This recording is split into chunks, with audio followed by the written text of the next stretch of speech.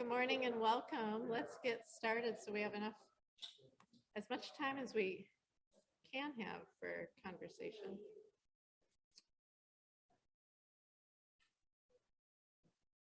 Welcome, everybody. Glad to have you here, whether you're in the room or joining online. This is the fourth week that we've been talking about sacred art. So thanks to those of you who have been able to join 1 to 3 of the other presentations. And if this is your first presentation that you're joining, that's okay too. As we say, wherever you are on your journey of faith, you're welcome here in this space today. We wanted to start just by naming a couple of the questions that came up in previous weeks aloud, so that some of them may have answers, some may not, but just at least to get them into the room. So one congregational question that came up last week, I believe, that I don't think we have an answer to, but a good one to ask nonetheless. If a church is building, or excuse me, if a church is building a new church now, like a new structure, what would art in the church look like? Specifically, what function or appearance would windows look like in a new church that's being built? More specifically, what would Holy Trinity do in this potential situation? So somebody's just thinking about, if we were as a community building a new building right now, what art would we choose? So I think it's a good question to ask. The only conversation that we've had as a Stepping Out in Faith team thus far about that particular question is one of our team members met with Gloria Day in Duluth, the congregation that had a fire about 2 years ago, 4 years ago. Time flies. Yeah, it was pre-COVID, 5 years ago. So many years ago.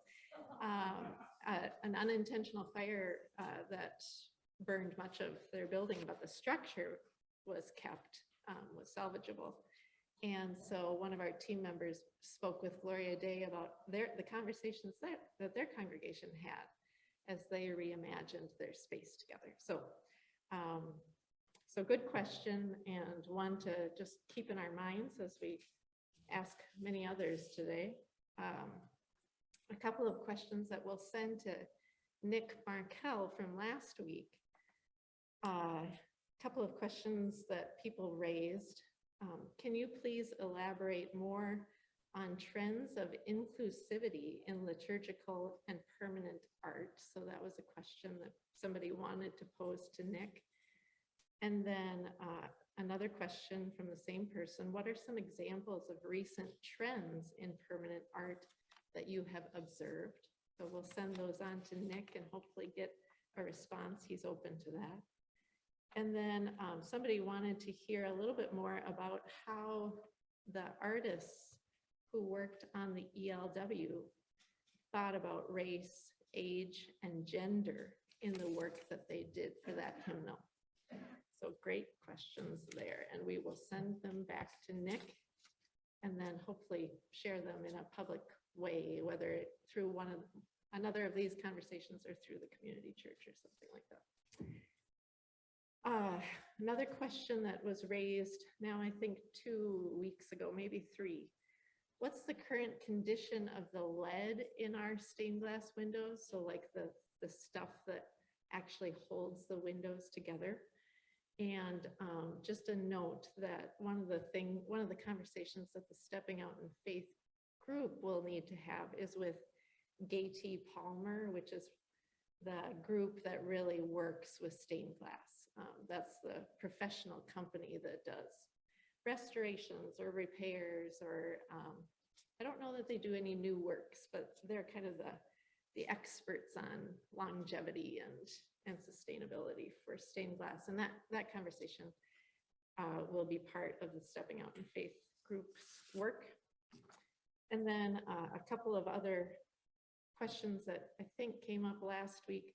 What's the process to address Holy Trinity stained glass windows? And when would we see the artists samples for suggestions to change our windows. So with that question, I just want to go back to our first week conversation and just kind of review kind of what the process is just in the next several months. So we're going to learn more about the history of the windows themselves. So working with our historical documents and things like that. Where did these windows come from? We've learned a little bit about graphic arts and the way that stained glass actually came into being around the turn of the century. So we'll do some work digging to find out if we know anything about particularly the older of the stained glass windows in the sanctuary. We know a little bit more about the front stained glass window because it's newer. And so we have a couple of paragraphs about that window, but we'll do some digging on the others. We're gonna host this series of adult forums to gather more information from outside wise voices, experts, and then also have some conversation today. And part of why host a series is some people want to change yesterday. Some people don't want change, and some people have never thought about change in stained glass art. So one way to sort of gather a common language for us to even have a conversation as a congregation is to host these forums so that we can have some words that we can share with one another based on what we've heard. We know that this time of the week doesn't really work for all families in this congregation. It's kind of like right in the middle of nap time for some. So we'll host another like evening conversation for folks who aren't able to join us on Sunday mornings because of family life or work life or whatever. And we'll probably do that on Zoom and probably at about 8:30 or 9 p.m. at night so that it makes it more convenient for some members of the congregation. The Stepping Out in Faith home group is made up of members of the English-speaking congregation and the Swahili-speaking congregation. So one of the things that we'll do in the next month is meet with the leadership team from the Minnesota Swahili Christian congregation to find out more about their understanding of art and how art affects faith and how it shapes their understanding of who they are as a Christian community. And that's partly, I mean, you can think of several reasons why that's important, but we've shared this building for 20 years with the Swahili Christian congregation, and we're trying to live into that understanding that we share a building that's on Dakota land. So let's start to sort of live into that mutuality of ownership of this place. And let's see here, what am I forgetting? Mike, Megan, Pastor Angela, what am I forgetting in terms of press? Okay, nothing? Oh, yeah. Oh, thank you, thank you. So artists, yes. Yeah, so there was our outreach to 3 artist groups and just to sort of be conversation partners with us about if changes were to occur, what potentially would they look like? Just sort of an imaginative process with BIPOC artists. And the group has not seen those images yet. So yeah, that'll be another input. Great question.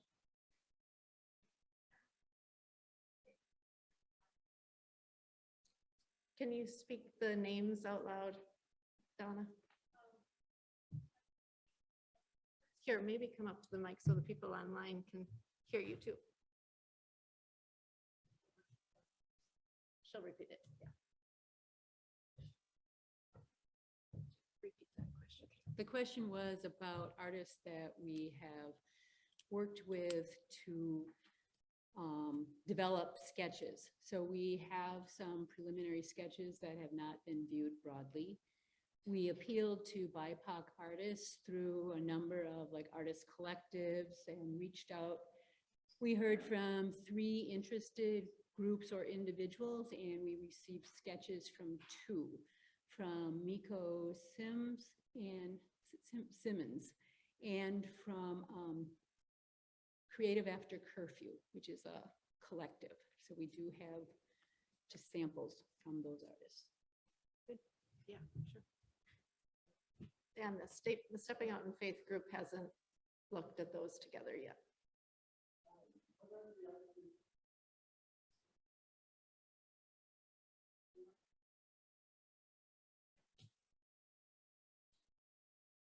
Yeah, they're all BIPOC artists. Yeah, so the ethnic associations, they're all, but so.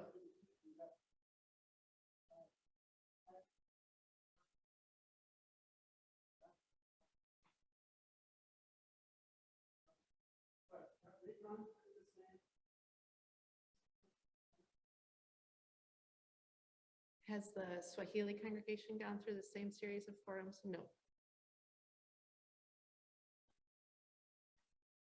Yeah, David. Have these forums been taped or are Yes. they available online? Yep, the forums are archived and taped. Yep, definitely. And that's a good point. There are members of your shared home from the Swahili speaking congregation. And share the recordings of these sessions with those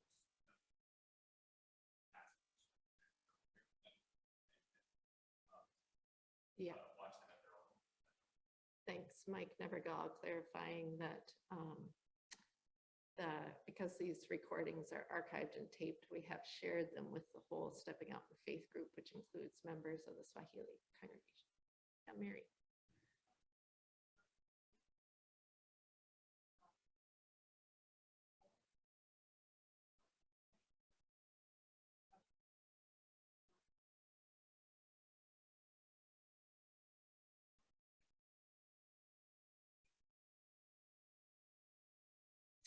So the question is, are we talking about all stained glass in the building?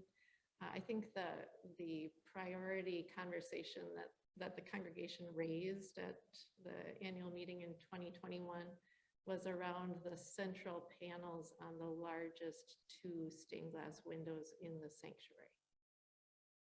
But I think this series we've talked about stained glass pretty broadly, or excuse me, sacred art pretty broadly too. So all images are a part of the conversation. That what did Jennifer Oz Freeman say? We should have conversation about images at least 4 times during our lifetimes or something like that.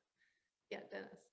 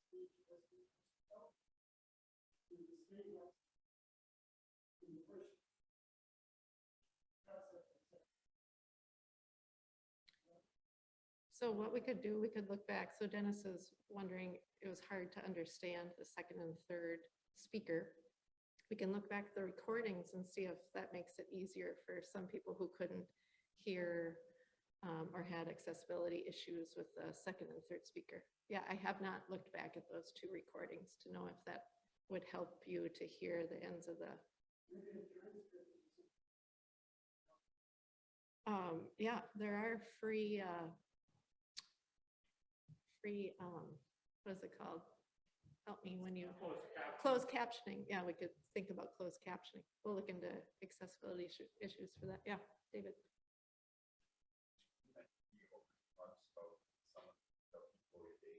Mm-hmm.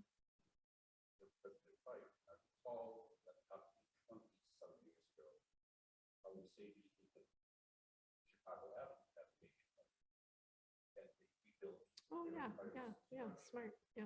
And that might be a conversation to have with somebody there, as what they What is it? chose to do not. Yeah, David Broberg is just raising the point that also Our Saviors on Chicago had a fire many years ago. And actually Hans Lee, who was here as interim pastor, was also serving there as they rebuilt. And so the question, whether we could have conversation with that community as well as Gloria Dei in terms of what was important to them in terms of imaging God or not imaging God during that rebuild. Great. Any other just questions before we pose a few questions to you all? Great. Did you get that note about the accessibility thing? Don't forget that closed captioning issue. Okay. So today we have the whole time, we will walk around the building if we have time, but we might not have time because we want to start with congregational conversation. So we're going to take about, it's going to be quick conversations. So choose one person that hopefully you don't live with and maybe you don't know very well. Maybe choose someone that you aren't familiar with. And we're going to ask 3 questions. So you have a piece of paper to help you, and Doug could also type them maybe in the chat to make it easy. And then after we have that one-on-one conversation with folks, then we're going to actually have you report back to the whole community. So that's why we need some time at the end to hear from everybody. So this is a way of creating a mutual sharing environment. So the questions are these. If you were here for one or more of the previous conversations, what was new to you in the presentations? What was one thing that you learned that you didn't know before? If you were here for previous conversations, what's something that you disagreed with? Was there a speaker who said something that you thought, you know what, I don't agree with that for whatever reason? And then what is one thing that you'd like more information about as we continue the conversation about art and the church and worship? So what's, as a stepping out in faith group sort of like gathers all this information from all of these different sources, what are further forums that would be helpful? What are further conversations that would be helpful for the community to have? So those 3, do you want me to repeat them? Okay, one more time. What was new to you? Was there something you learned in the forum presentations? What's something you disagreed with, if you disagreed with something? And what's one thing that you'd like more information about as we continue the conversation about art and the church and worship? So choose one other person, because we only are going to take about 10 minutes max, because we want to hear back from the whole community. And be sure to take some notes so that you can report back to the whole community. Any questions? All right, go for it. 10 minutes. Yeah, that's great. And Doug's going to do the same for you online as well.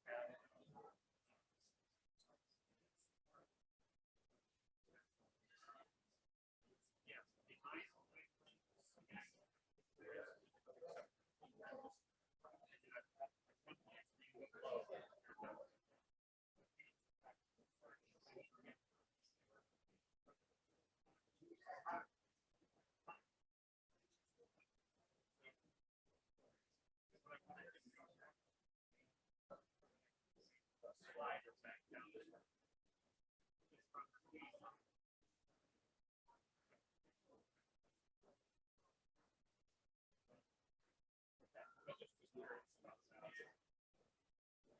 Yeah, of course, over where you are, where you were sitting. You know, that's a sort of.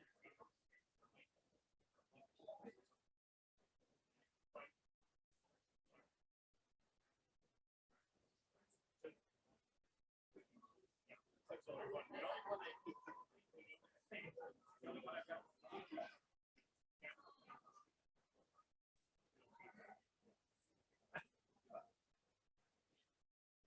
Actually, I got time on it. The other thing I might should have done is reboot the sound system because I think it was left on from last week. And sometimes things get a little wonky just from it being on all week. I probably should have shut it off back now. I'm gonna just go check it over here. So if one person has been sharing this whole time, maybe pass the baton, or if you've been going back and forth, great, and continue to move down the line of the questions. So if some, pass the baton if only one person has been speaking.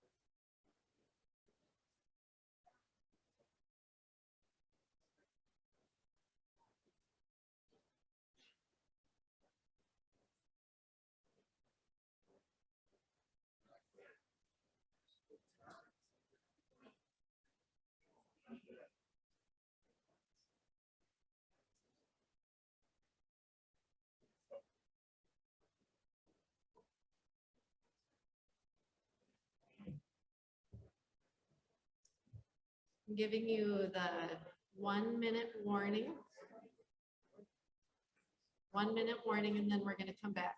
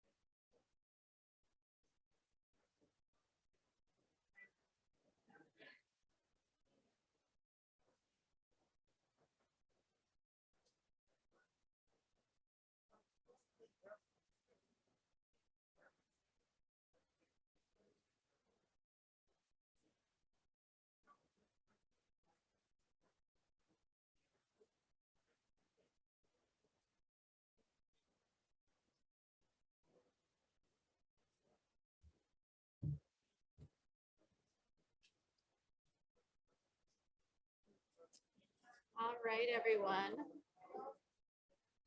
I know the conversations aren't done, and that's okay. Come on back.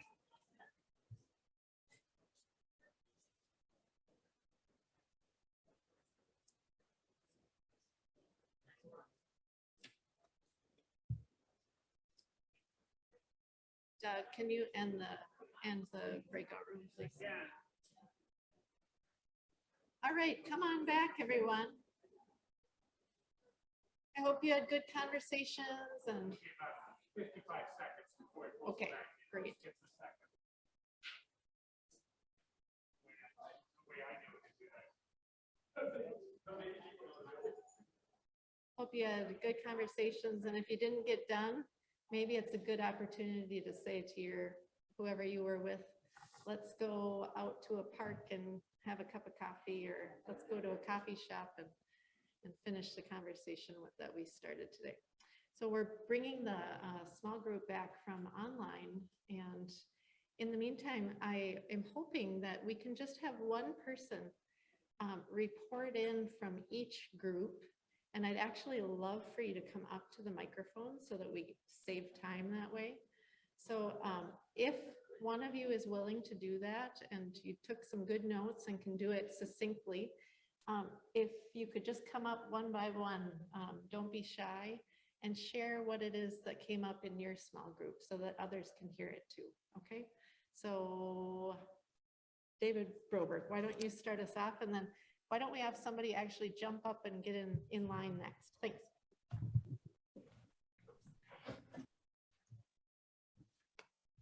Well, Bob and I had a fairly spirited conversation. I was actually here for the first two sessions, but not for the third.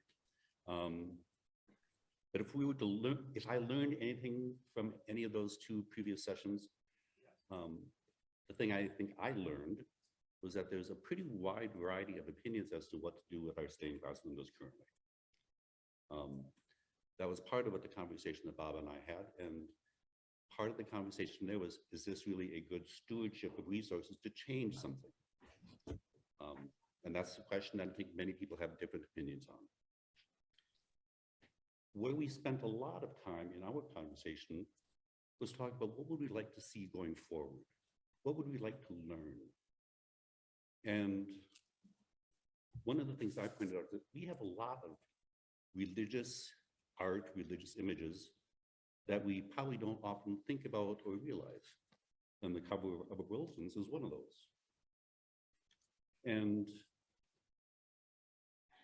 one of the things I have not seen or heard, though, is any explanation of who chooses that cover, where it came from, and what it is attempting to communicate,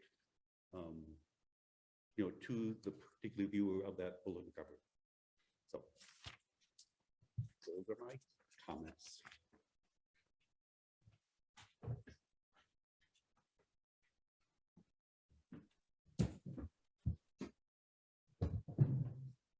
I'm Pat Paris, and I'm a new member, and I was with Kathy Hollander. We sort of the first and the second questions, what was new to me, and did I disagree with something? I was here for the first session, no, the second session and this session, and I missed 1 and 3. But Kathy and I agreed that we would love to have either a transcript or an outline of what the speakers presented, because we're all so busy and stressed about so many things in the world that we had a hard time remembering or even trying to think back about, oh, what did they say, or what was it that was presented. So along the lines of the gentleman who wanted the text written, I think that would be great. One thing that I would like more information about, I was really looking forward to walking around and seeing what other art pieces are in the building. So if we could do that at some time, that would be great. And also, because I'm new, I didn't really know that there was this question about the stained glass windows. So I would be interested in how the rest of the congregation has been brought into the conversation, and how other people feel about what should be done. So, thank you.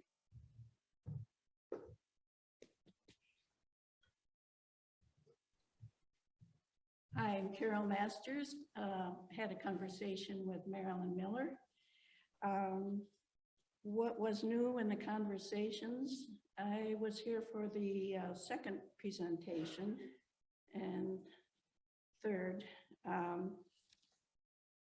What was new to me, and I'm referring to the second presentation, was some of the history of art and how art is theology. A lot of it was new to me, especially the representation of the erasures that were brought forth in Oz presentation, and new ways of understanding art as theology. And I'd like to learn more about that. We didn't talk about our disagreements. One thing that we both would like more information about is art forms that might be part of our building. Because as Marilyn said, we have a lot of wonderful walls that might be part of representation. And we were wondering if we do need more conversation between people who disagree with changing our art and those who are more interested in changing. So we could not come to any agreement about whether those conversations would be helpful.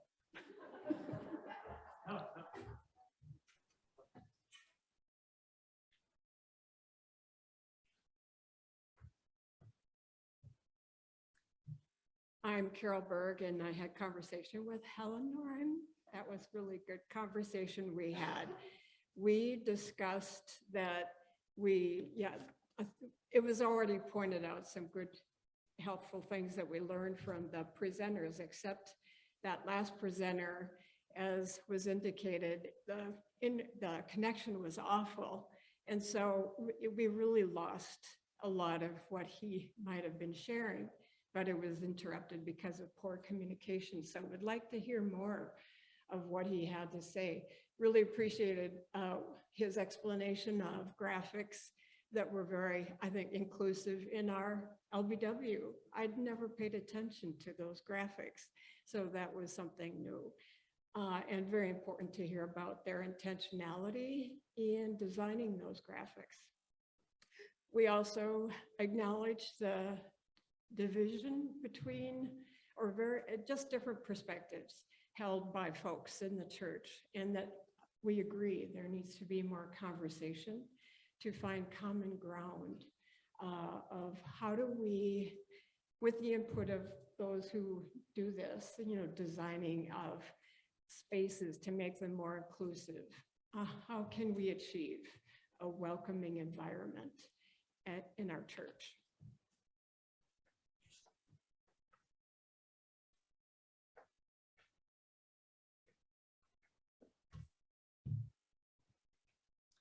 Hello, so I'm Nikki, and Noelle and I spoke. We both attended the first and second presentations and didn't get a chance to see last week's yet. But something new that we both appreciated was just the history of stained glass from the Glass Endeavors guy, and just the process and how it works. And also from the second woman, her comments about the second presentation, that we all have reactions to art. Like the first thing we see, we're going to feel something, and then her encouragement that we kind of pause and question and think, and why are we feeling that way, and what does that mean? The other interesting thing that we thought that we learned new is that art has been changed through time. So I think someone else mentioned the erasure of previous art, and so that we're not the first people to kind of question the art that has been presented and want to change it or want to do something different. And what we would like to hear more about is more information on who chose these windows here. When was it done? So what was the context of the church at that time, and also the community and the world? What was going on? You know, maybe these were just, they were on sale, and this is, you buy one and you get two for free or something. I mean, maybe there was no, maybe that's just what people did. What is the meaning and the reason and the connection behind it? So who chose them? When was it done? And what was the greater context in which they were made?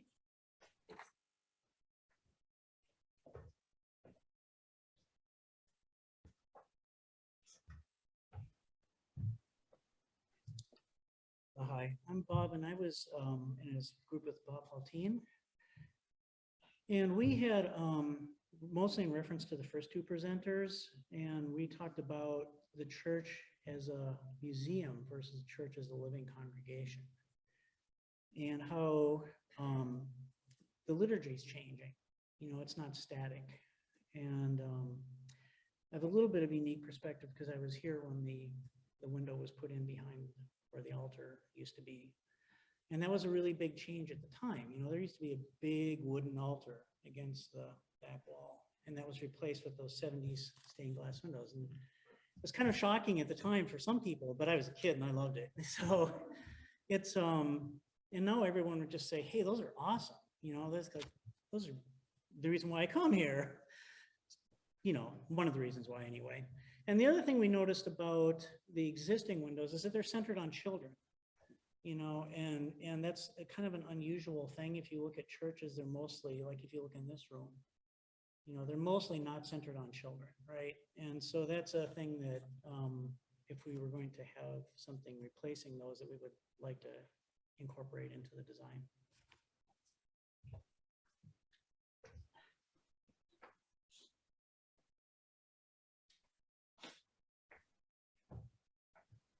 Hi, I'm Matt. Mary and I had a conversation. I'll just mention two things that have not been mentioned. One related to the conversation with the Lutheran Book of Worship is both inclusivity in the representations, but also the timelessness of them. You could plop them down in any century and people will recognize this is the people of God gathered around word and sacrament, and community is really important. The other thing is we think that research learning from congregations are either doing rebuilds or what new congregations are thinking about when they think about art and representation of image, because art is theology.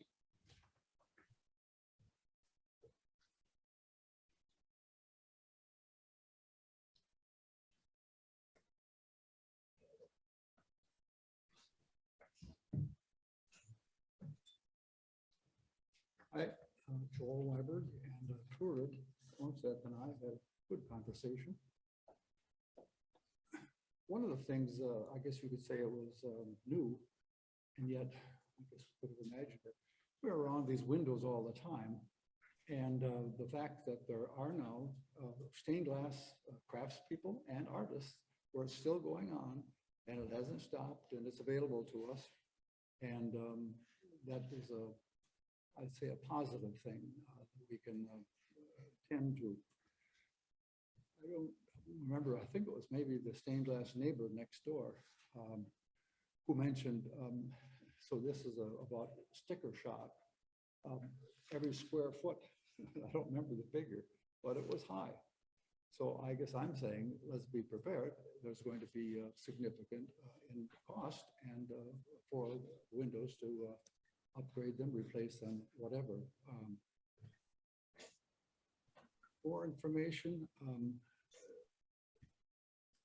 was, one other thing, we were talking about other churches. Some of you, probably many of you are aware that Gloria Dei in St. Paul is undergoing a massive renovation. They're not in their sanctuary at all. They're using Luther Seminary for some of their worship services, which is fine. And what I'm saying by that is that they are very concerned about replacing and upgrading some of the art that has been there since the beginning. And that would be another worthwhile contact for us to have. One more was about liturgy.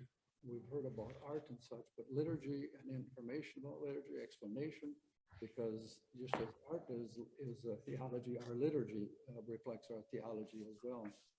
And so request for more information and education really about our liturgical actions and our liturgical process that we use.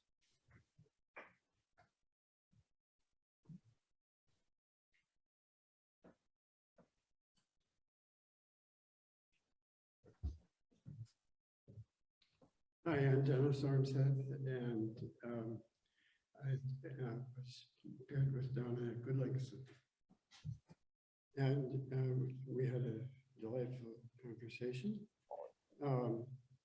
Things that we learned, I think the two things there was just the general outlay of the land with respect to the production of stained glass. It was a very informative presentation. It gave a perspective of someone who is by vocation interested in the production of stained glass for congregations, or actually, I suppose, any place else, because that is, of course, his business. Secondly, more information. I think that Don at this point was speaking as an artist, or no, I'm sorry, the question there was what would like more information about. As an artist, she said she was set to wondering about what I interpreted as her understanding of the sacred, that was actually moved in some way. And I think basically I affirmed that, as others have here, that it is in the understanding of art as theological that begins to get sorted out, if you understand what I'm saying.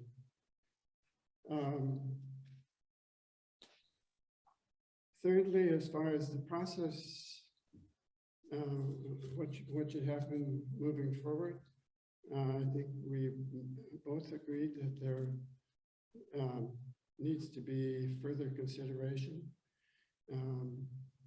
The awareness of what the artists are actually proposing, that has not been before us before.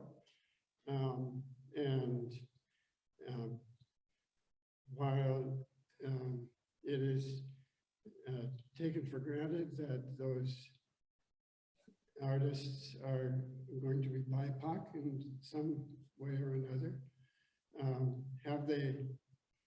will their presentations, from my point of view, they should be examined in comparison with the present windows, not simply taken for granted that the windows were replaced by one of the 3 or 4 of them, as the case may be. And that's, I think, it. Maybe that last point can be elaborated a little bit. I would affirm those who have requested some opportunity for those who are in favor of changing and those who are against changing the windows as an issue of racial justice, that they be given some opportunity for a give and take discussion. The kind of direct confrontation this format really does not allow for. There are some of us who thought that should happen early on in the process because we didn't really understand where the decision came from. and felt frustrated by that. Thank you.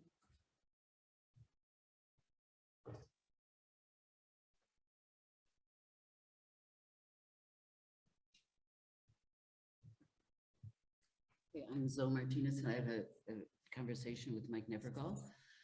One thing that a new thing information is when the man from Glass Endeavors stated that the stained glass windows, he has a fine arts background, laid more toward being more like graphic art. And so that was new information. And then we agreed that we would like to know more information about our own windows, because as a second woman brought up with the fact that they wouldn't change their windows because of the history of them. So that's the main thing.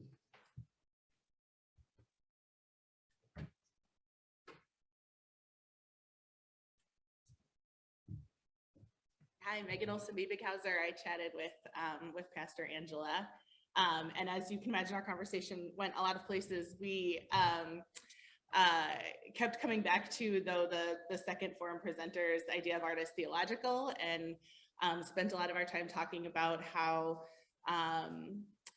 the importance of the way that we image God, and when our images for God uphold white supremacy, we don't have to look far into our newspapers or the daily news to see the impacts, the wide impacts of those internalized images. Particularly, we're talking this week about the discrepancy between the way that Ukrainian refugees are being treated and welcomed versus Syrian refugees, for example, and just the lines that you can trace in some of these current events back to those internalized understandings of the image of God. So with us.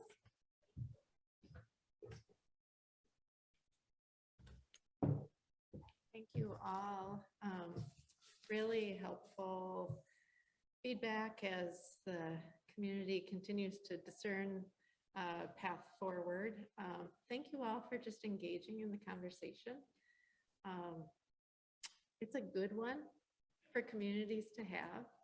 So I'm grateful to be in a community that's willing to have this conversation and engage with differences of opinion, and for many of us, this is a new body of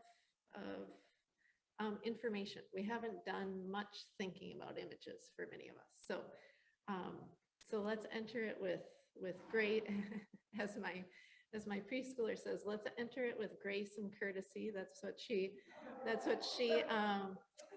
hears at her Montessori school, and let's be the body of Christ as we continue to have this conversation. So look for more information. There will be lots more opportunities for conversation, but we don't know exactly all the next steps at this moment in time. Roberta. Yes.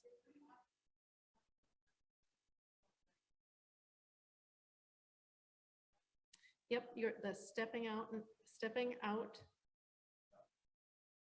at gmail.com. Oh, sorry. Yep. We'll put it in the community church again, but it's the same stepping out email that we've used for years. Yeah. Yep. Yeah.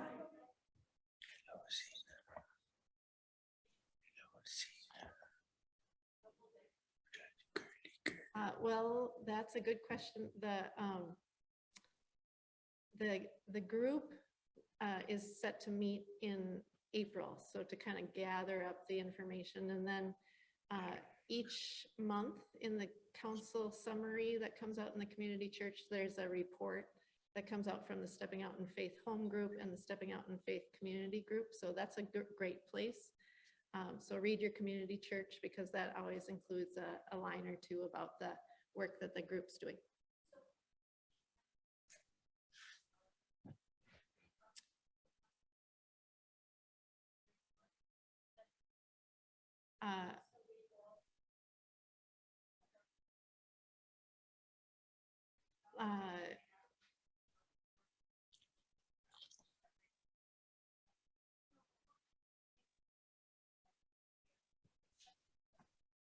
Oh, sure.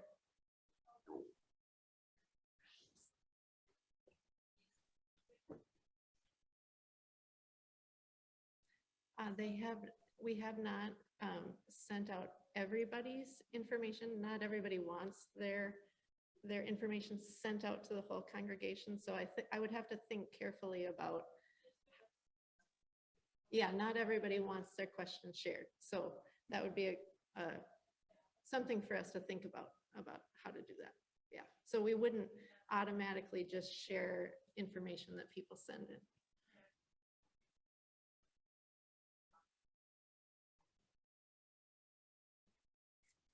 Yeah.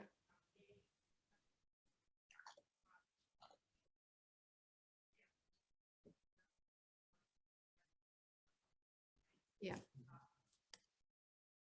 Thanks, everybody. I've got to run upstairs.